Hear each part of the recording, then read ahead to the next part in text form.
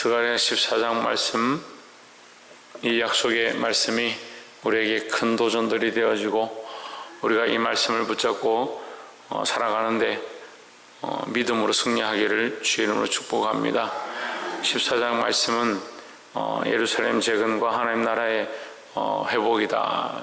하나님 나라가 회복되어지고 하나님 나라가 우리에게 임할 것들을 약속의 말씀으로 보여주신다. 예루살렘 성전이 재건되어지면 거기에 왕이 서고 거기에 생수가 흘러나오는 역사가 나타나는데 그 예루살렘 성전의 회복이 곧 그 영혼들이 사는 것이고 이스라엘 백성이 사는 것이다. 오늘날 우리가 믿음으로 바라보는 하나님 나라, 우리가 믿음으로 하나님께서 이 땅에 다시 오실 것, 그리스도께서 다시 오실 것들을 그 언약의 말씀으로 우리가 의지하고 바라보는 것이다. 14장 1절에 여호와의 날이 이르리라. 그날에 내 재물이 약탈되며 너희 중에서 나누이리라 했습니다. 자, 이스라엘 백성의 재물과 가진 것들이 빼앗기는 것처럼 보입니다. 그러나 2절에 내가 일국을 모아 예루살렘과 싸우게 하리니 성읍이 함락되며 가옥이 약탈되며 부녀가 욕을 보며 성읍 백성이 핍박이나 사로잡혀 가려니와 절반이나 사로잡혀 가려니와 남은 백성은 성읍에서 건쳐지지 아니하리라 했습니다. 절반이나 끌려가고 많은 사람들이 죽지만 남은 자들은 끊어지지 않는다 했습니다. 하나님께서 남겨두신다라는 겁니다.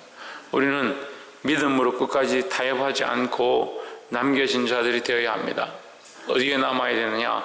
하나님 안에 남아야 하고 믿음으로 그리스도 안에 남아야 합니다.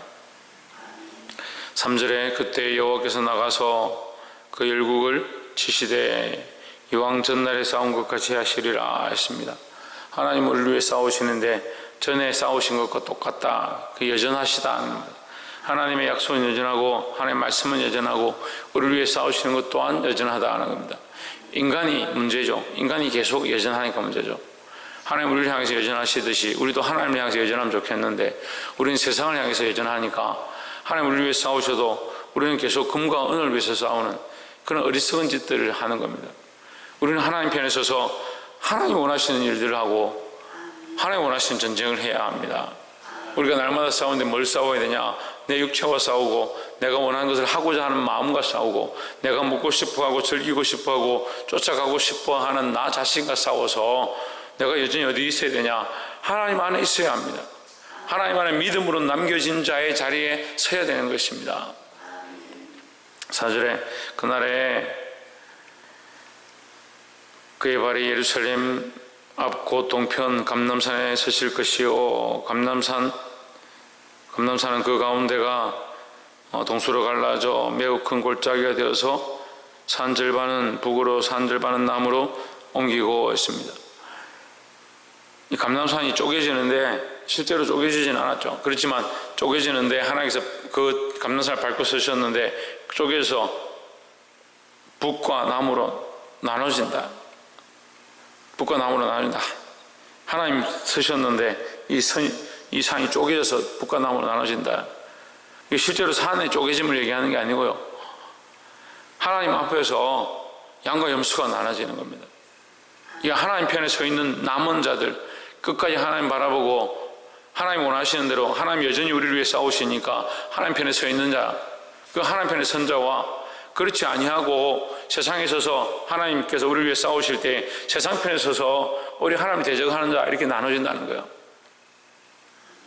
하나님 반드시 심판 때 양과 염소를 나누시겠다 말씀하십니다. 인자가 심판의 권세를 들고 이 땅에 올 때에 양과 염소를 나눈 것처럼 오른편과 왼편을 나누는 것처럼 하나님께서 이 믿음의 백성들을 남겨두시겠다. 하지만 믿음이 없는 자들은 어떻게 되느냐? 나뉘어진다는 겁니다. 그럼 여러분 어디 편에 서야겠습니까? 믿음을 가지고 하나님 편에 서는 자가 당연히 되어야 합니다. 그런데 생각이 여전히 세상을 사랑하고 육신을 사랑하다 보면 하나님 사랑이 우리에게 있지 않다는 거죠. 그런데 좋은 편을 취하고 싶습니다. 하나님의 구원의 약속은 언약의 백성이라는 그 생명체에 기록되었다는 그것은 놓치지 아니하고 그거는 여전히 있고 싶고 내가 예수님 믿었고 교회 다녔으니까 하나님 생명체에 기록됐겠지. 하나님 나를 구원하셨겠지. 그건 변하지 않지. 그건 좋은 편을 선택하고 싶고, 삶은 어떻느냐? 삶은 여전히 세상에서 자기 살고 싶은 데 사는 겁니다. 몸만 교회에 와 앉아있죠. 심령은 하나님의 사랑을 잊어버렸고 하나님의 은혜가, 이 뜨거움이 이미 식어버렸는데 나는 하나님의 백성이다 착각하는 겁니다. 우리는 남아있어야 합니다. 하나님 편에 남아있어야 합니다. 하나님 사랑이 우리 안에 불타야 되고 하나님이 우리를 위해 싸우신다는 사실을 기억해야 합니다. 또한 두 번째는 6절에 그날에는 빛이 없겠고 광명한 자들이 떠날 것이라 했습니다. 빛이 없겠고 광명한 자들이 떠난다는 건 계시록 말씀에 나옵니다. 세상에 빛이 필요 없습니다. 심지어는 뭐가 필요 없느냐? 큰 광명과 작은 광명 또한 필요 없다. 하늘의 해와 달이 필요 없다. 세상 사람들이 쫓아가는 빛이 해와 달입니다. 그래서 세상의 신들은 일월 성신들이 많습니다. 그 태양과 달을 쫓아가고 숭배합니다. 왜 숭배하느냐? 그 빛이 인간들이 만들 수 없는 빛이고 인간이 감히 어떻게 할 수 없는 것이니까 그러한 빛을 쫓아가는 겁니다. 지금 오늘날 이 시대도 많은 사람들이 세상의 빛을 쫓아갑니다. 은과 금과 폐물들을 왜 좋아하느냐? 반짝거리거든요. 빛이 나거든요. 세상의 좋은 자리를 왜 좋아하느냐? 거기 올라가면 빛이 나고 사람들이 숭상해주고 숭배해주고 높여줄 것 같으니까 그런 자리를 좋아합니다. 그 명예다 할 때 빛나는 자리다, 빛나는 자리다.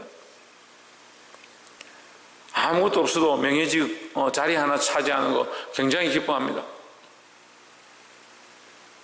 이 세상에 빛난 자리를 찾아가는 것이 아니고 하나님께서 높여주신 자리를 택해야 한다는 겁니다. 실제로 여호와의 아시는 한 날이 있으리니, 다시 말하면 하나님만 아시는 날이 있다. 세상은 알 수 없다. 낮도 아니요 밤도 아니라 어두워갈 때 빛이 있으리라 했습니다. 낮도 아니고 밤도 아니다. 세상의 광명 해와 달로 비치는 날이 아니다 말이에요. 낮도 아니고, 그 낮은 뭐가 뜹니까? 낮에는 해가 뜬다. 낮에는 해가 뜨니까 낮도 아니다. 밤도 아니다. 밤에는 달이 뜨니까 밤도 아니다. 그 세상의 광명을 비치는 것이 아니고 하나님께서 비치는 빛이 있으리라 했습니다. 하나님께서 비치시는 빛은 뭡니까? 예수 그리스도입니다. 예수 그리스도의 비침으로 말미암아 우리가 살 것이다 라는 거죠. 그 세상의 광명이 아니라 하나님께서 비춰주시는 예수 그리스도로 산다 하는 거예요. 8절에 그날에 생수가 예루살렘에서 솟아나서 절반은 동해로 절반은 서해로 흐를 것이라. 여름에도 겨울에도 그러하리라 했습니다. 생수가 솟아난다. 에스겔 47장의 이 환상의 말씀입니다. 하나님의 성전에서 이 생수가 흘러나오는데, 예루살렘 성전에서 생수가 흘러나오는데 이 생수가 흘러간다. 여름에도 겨울에도 상관없이 계속해서 흘러간다. 동과 서로 흘러간다. 이 생수가 누구냐? 예수 그리스도입니다. 동이나 서나 누구나 예수 그리스도를 믿는 자는 구원을 얻을 것이다 라는 겁니다. 9절에 여호와께서 천하의 왕이 되시리니 그날에는 여호와께서 홀로 하나이실 것이요 그 이름이 홀로 하나이실 것이며 했습니다. 하나님만 오직 한 분, 여호와 하나님만 오직 유일한 하나님이 될 것이다. 세상에 신이 많이 있다라고 하지만 오직 하나님만 우리가 섬길, 우리가 믿을 유일한 분이 될 것이다 라는 겁니다. 예수 그리스도가 통치하시고 그리스도로 말미암아 생수의 강이 흘러가게 되면 하나님만 경배하고 하나님만 예배하게 된다. 이게 천국의 모습이죠. 예루살렘의 회복이기도 하지만 우리가 하나님 나라에 들어가서 누리게 될 영원한 구원의 모습을 또한 말씀해 주고 있다라는 겁니다. 사랑하는 성도 여러분, 이 약속을 잊지 않고 붙잡으시기 바랍니다.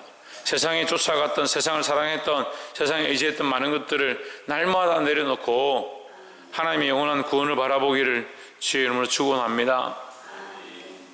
마지막 20절에 그날에는 말방울에까지 여호와께 성결이라 기록할 것이라. 여호와 이전의 모든 소치 제단 앞 주발과 다름이 없을 것이니 했습니다. 그날에는 말방울에까지 성결이 났을 것이다 이 말이에요. 그러니까 하나님 앞에 성결하지 않은 게 없다, 정결하지 않은 게 없다. 온 세상이 하나님의 은혜로 정결해질 것이다 라는 거죠. 그게 하나님 나라의 모습이다 라는 거예요. 우리가 하나님 나라에 들어가면 모든 것이 다 정결하다.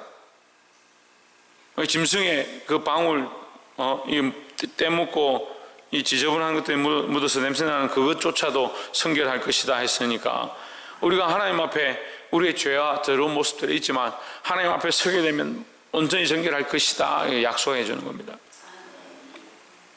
21절에 예루살렘과 유다의 모든 솥이 만군의 여호와의 성물이 될 것인즉 제사 드리는 자가 와서 이 솥을 위하여 그 가운데 고기를 삶으리라.